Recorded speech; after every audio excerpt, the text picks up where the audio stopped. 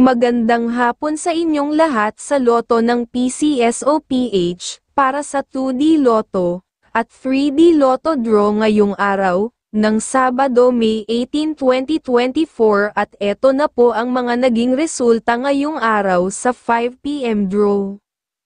Para sa 2D Loto, ngayong araw ng Sabado May 18, 2024, ang mga lumabas na numero ay number 12, at number 20, in exact order.